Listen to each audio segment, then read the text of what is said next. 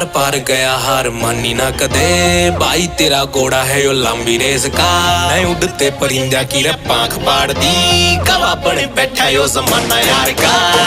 कोई फिरे पीछे लाख छोरियां